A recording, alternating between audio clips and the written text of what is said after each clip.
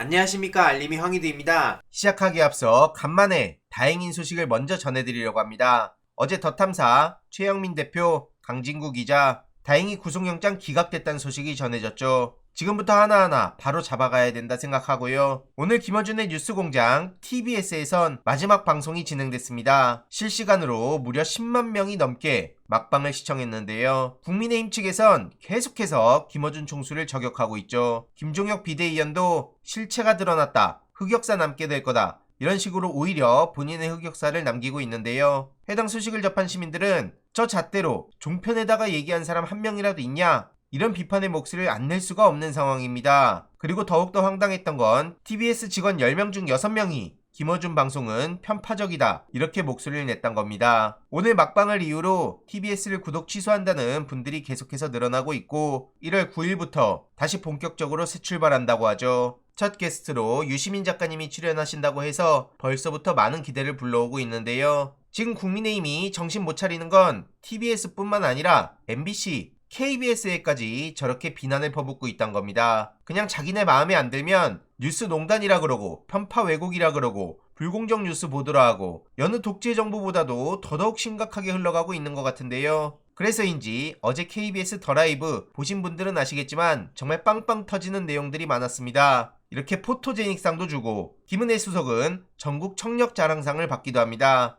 바로 이 바이든 건 때문인데요. 이에 실시간 채팅창도 말 그대로 난리가 났습니다. 무슨 더 라이브 막방이라도 되는 거냐, 이런 반응이었는데 나중에 한번 시간 나실 때 챙겨보시면 왜 이런 반응이 나왔는지 아실 겁니다. 아무튼 이렇게 윤석열표 언론 자유는 결국 이명박 대와 판박이다, 더 심각하다, 이런 비판의 목소리가 나오고 있는데 MBC처럼 하면 다른 곳도 다 MBC처럼 털어버릴 거다, 이런 메시지를 계속해서 전하고 있다는 지적. 권력 친화적인 사주가 YTN 보도를 권력 친화적으로 만들겠다는 빌드업을 쌓아가고 있는 현실. 경영진에 대한 압박, 감사원을 동원한 감사, 국민감사 청구 고발, 이런 일련의 사태들을 보면 2008년 이명박 정권 당시 방송 장악을 본격화하던 모습과 빼다 박았다는 지적이 나올 수밖에 없는 거고요. 총선 전에 YTN 매각을 마무리해서 계속 본인들한테 유리한 보도를 하겠다, 이런 의도로밖에 안 보인다는 지적도 나오고 있고, 결국 언론 장악을 저렇게 시도하면서 자기네들의 입맛에 맞는 보도만 전국에 쏟아내겠다는 목적인 것 같습니다. 이러니 이명박근혜 정권 때 세계 언론 자유지수가 떨어질 수밖에 없었던 거 아니겠습니까? 말 그대로 밑바닥을 치고 있는 상황이고요. 신뢰도 꼴찌는 말할 것도 없죠. 최근 YTN에선 돌발 영상 관련해서 제작진의 경고, 주의 조치를 준 데다가 보도제작국장 교체 인사까지 냈다고 합니다. 이번 사안을 정리하는 측면이라고 하는데 이명박 때보다 더 심각한 상황으로 흘러가는 거 아니냐, 이런 우려까지 나오는 마당에 최근 이명박 씨는 사면으로 경호와 경비를 지원받고 사망 시에 국가장을 치르거나 국립묘지 안장 가능성까지 열렸다고 합니다. 이러니 이게 나라냐?